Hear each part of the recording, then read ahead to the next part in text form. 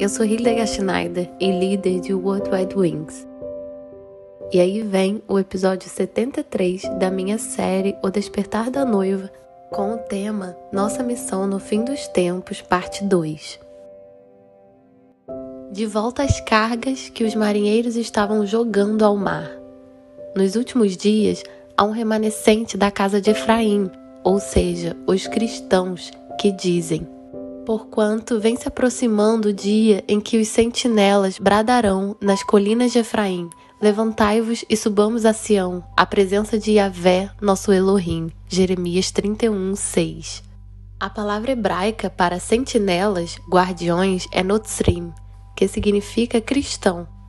Esses guardiões estão deixando sua teologia cristã e indo para Sião. O que você acha que significa que os marinheiros jogaram suas cargas ao mar? Esses crentes, a casa de Israel, estão jogando sua teologia cristã ao mar.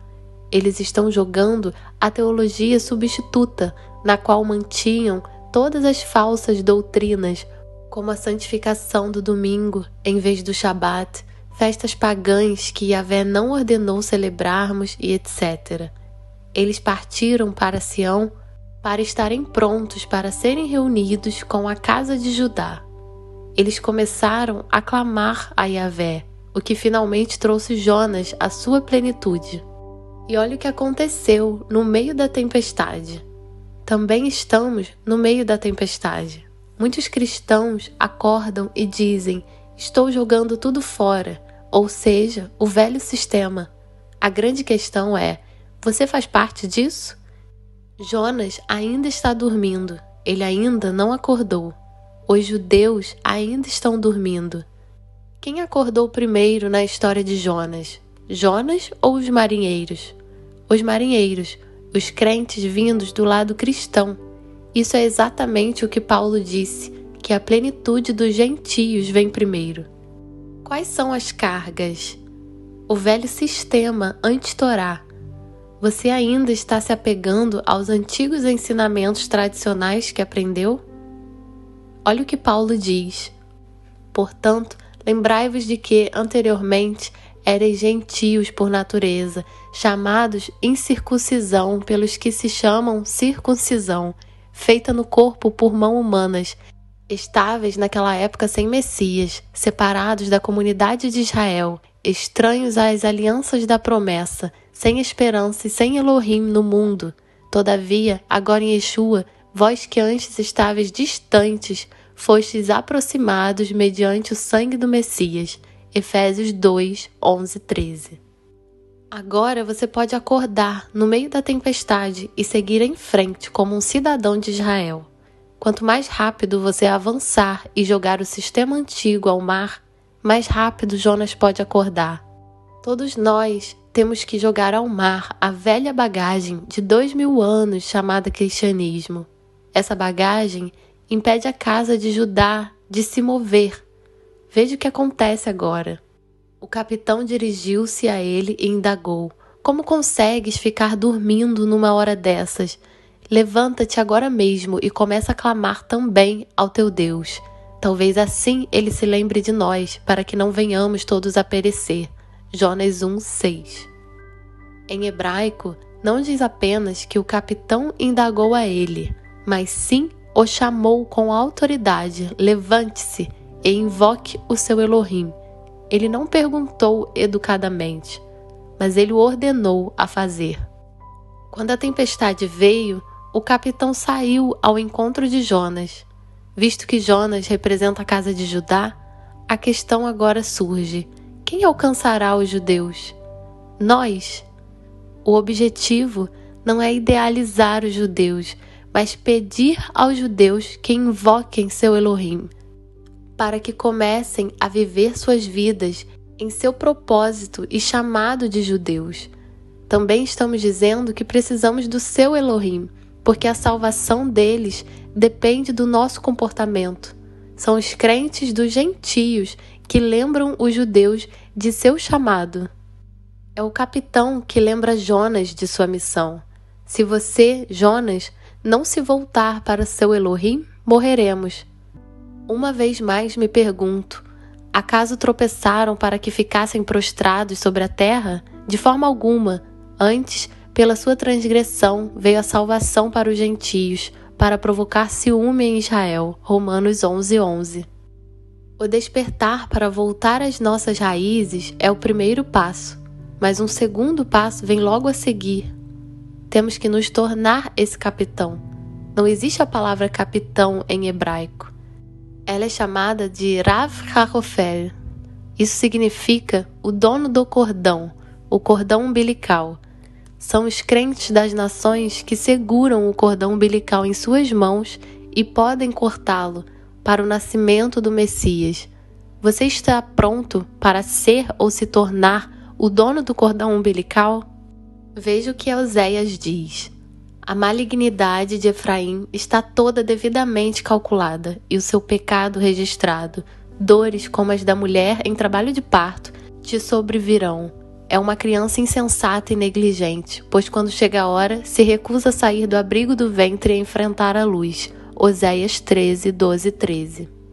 O bebê morrerá a menos que alguém esteja disposto a cortar o cordão umbilical.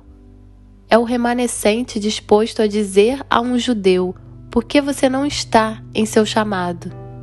Por que você não entra em sua plenitude? São os crentes das nações que podem cortar o cordão umbilical. O capitão do navio não é outro senão o remanescente, que está pronto para deixar o cristianismo e que está pronto para se juntar à casa de Judá. Na história de Jonas, a situação só muda quando ele começa a se lembrar de quem ele é. A história não muda apenas quando Jonas está na barriga do peixe. Muda quando ele percebe a si mesmo e se lembra do que Elohim o chamou para fazer. O povo judeu se esqueceu em grande parte de quem deveria ser. Nem é sobre os judeus terem que se converter, mas sim que eles entrem em seu chamado e tragam a Torá, a constituição do reino de Yahvé, para o mundo. O primeiro passo é jogar fora suas cargas, o falso sistema cristão, e conseguir uma nova carga, ou seja, a Torá. Isso deixaria Jonas, a casa de Judá, com ciúmes e os fariam se mover. Devemos também libertar o Messias, que mantemos em cativeiro no Egito por 2000 anos, e devolver-lhe sua identidade judaica. Voltamos agora à história de Jonas. Imediatamente lhe perguntaram: declara-nos, pois, neste momento, por culpa de quem nos sobreveio esta tragédia? Quem és tu e qual a tua ocupação? De onde vens e qual a tua terra? A que povo pertences tu? Jonas 1:8. Esse questionamento faz Jonas acordar. Ele responde. E Jonas passou a responder-lhes: eu sou hebreu e temo a Yahvé Elohim, o Elohim dos céus, que fez o mar e a terra. Jonas 1:9. Algo aconteceu a Jonas, que fugiu no início da história. Ele reconheceu quem é Yahvé, o Elohim do céu e da terra, e que não adiantava fugir dele para o mar. Ele está voltando a ter um relacionamento com Yahvé. Quando Jonas acordou do sono, aconteceu o seguinte. Então, aqueles homens ficaram horrorizados e lhe repreenderam. Que é isso que fizeste? Porquanto os homens sabiam que ele fugia de Yahvé, pois ele já lhes havia contado tudo. Jonas 1:10. Se os marinheiros agora temiam a Yahvé, isso significa que eles foram convertidos. Mais tarde, no versículo 16, diz: assim que notaram que o mar se aquietara, todos os homens adoraram e louvaram a Yahvé com grande temor, oferecendo-lhe sacrifícios e fazendo-lhe votos. Jonas 1:16. Eles obedeciam a Torá. E quem lhes ensinou a Torá? Jonas, é claro. Também significa que o Salvador só pode vir quando os judeus chegarem em sua plenitude. Não podemos chegar à nossa plenitude sem os judeus.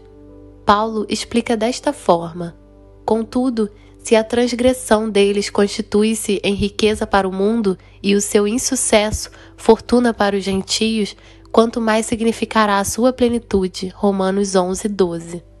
E também, Porque se a rejeição dele significa a reconciliação do mundo, o que será a sua aceitação, senão vida dentre os mortos? Romanos 11:15.